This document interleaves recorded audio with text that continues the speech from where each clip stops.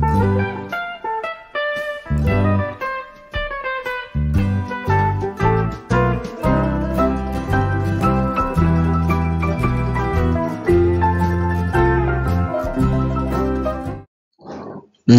सभी को, मैं मत्तू केवट। मैं आज आपको इस वीडियो के माध्यम से भिन्न इस विषय के बारे में देखिए, और ये आपको यहाँ दिखाई दे रहा है, इसका मैं वाचन करके आपको बता रहा हूँ कि भिन्न का अर्थ है, उसका लेखन तथा वाचन इसके माध्यम से हम समझेंगे। अब ये देखिए, चित्र में ये पूरी रोटी दिखाई दे गई है। पूरी रोटी का यह चित्र है, और यहाँ पर जो चित्र है, पूरी रोटी को देखिए, आधा आधी रोटी इस तरफ है और आधी रोटी इस तरफ है। तो देखिए क्या लिखा गया है, एक रोटी दो लोगों में समान समान बांटनी है, उसके दो समान भाग करके उसमें से किसी एक भाग का अर्थ है पूरी रोटी का आधा हिस्सा। तो इसे, यह पूरी रोटी है, इस पूरी रोटी में से देखिए ये आधा आधा इसमें से दो हिस्सा कर दिया गया, तो इसे कहते हैं, इसे आधी रोटी कहेंगे और इसे आधी रोटी कहेंगे। अर्थात इसे एक पूरी रोटी का दो समान भाग कर दिए गए हैं। तो आगे देखते हैं कि इसे भिन्न के रूप में किस तरह से लिखते हैं। तो देखा है आपने कि रोटी के दो टुकड़े कर दिए गए। तो देखिए क्या लिखा गया है, किसी भी एक वस्तु के दो समान भाग करके उसमें से कोई एक भाग लेने पर वह उस वस्तु का आधा भाग होता है। पूरी वस्तु के आधे भाग को भिन्न के रूप में 1/2 दर्शाया जाता है। इस तरह से दर्शाया जाता है, लिखा जाता है। इसे कहते हैं 1/2।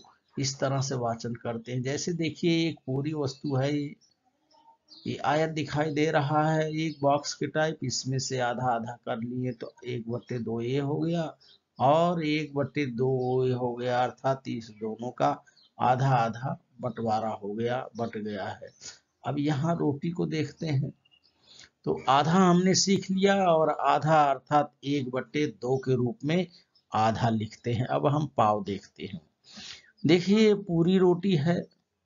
अब इस पूरी रोटी के यहाँ 4 टुकड़े कर लिए गए हैं।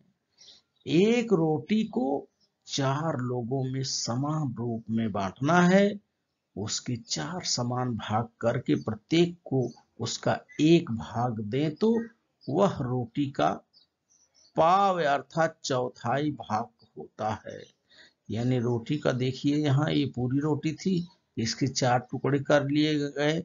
अब इन 4 टुकड़ों में से एक टुकड़ा जो है, देखिए ये पाव चौथाई रोटी के बराबर होता है। तो इस तरह से पाव का हम लेखन करते हैं, और पाव को इस चित्र रोटी द्वारा दर्शाया गया है कि ये रोटी के जो 4 टुकड़े किए गए, इसमें से एक टुकड़ा लेंगे तो वो पाव कहलाएगा। अब देखते हैं कि इसका हम गणित में लेखन किस तरह से करते हैं।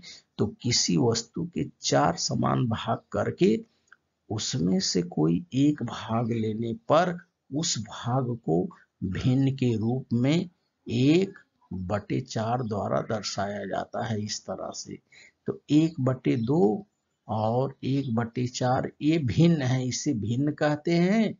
किसी भिन्न में आड़ी पाई के ऊपर लिखी गई संख्या उस भिन्न का अंश कहलाता, अंश, और आड़ी पाई के नीचे लिखी गई संख्या उसका हर कहला होती है। भिन्न 1/2 में एक अंश और 2 हर है। 1/2 का वाचन 1/2 करते हैं। आड़ी पाई को बटे का प्रतीक कहते हैं। इसी प्रकार 1/4 का वाचन 1/4 भाग करते हैं। अब हम देखते हैं कि पौन किसे कहते हैं। अब तक हमने देखा, आधा देखा, पाव देखा, या पौन देखिए इस चित्र को ध्यान से।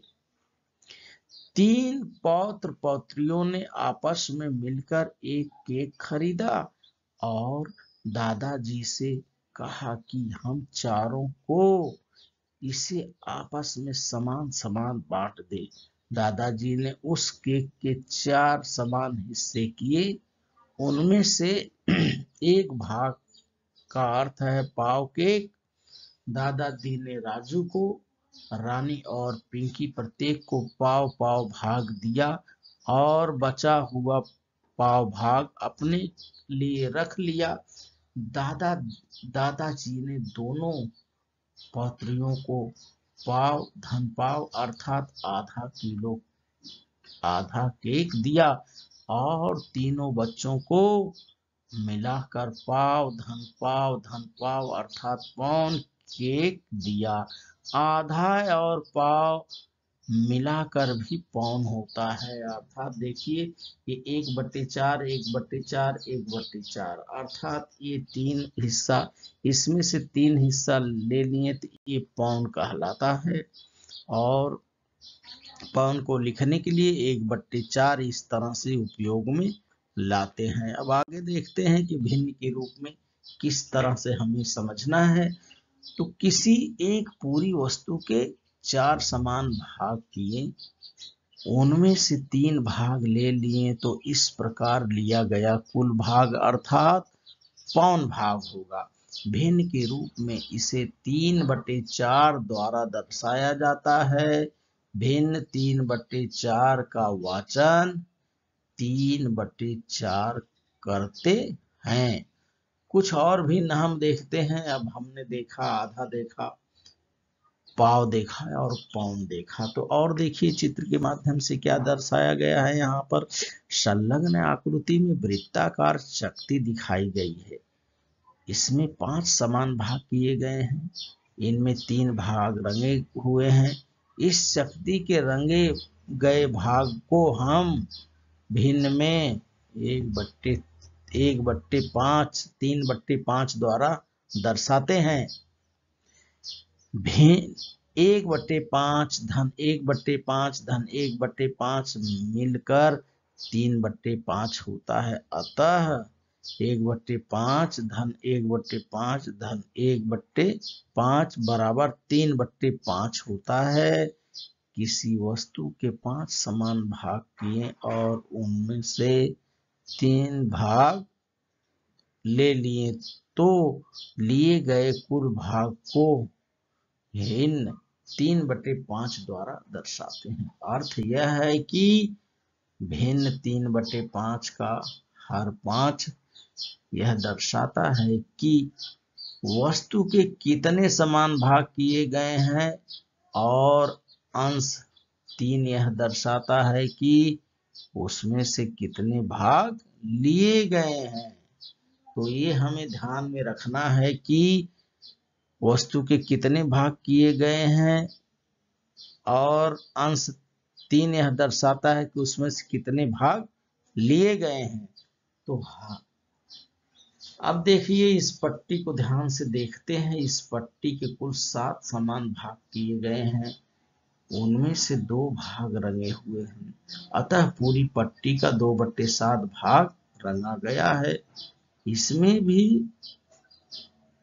भी भिन्न 2/7 की संख्या 7 यह दर्शाती है कि पट्टी के कितने समान भाग किए गए हैं और संख्या 2 यह दर्शाती है कि कितने भाग लिए गए हैं। भिन्न 2/7 में 2 जो है अंश है और 7 इसका हर है।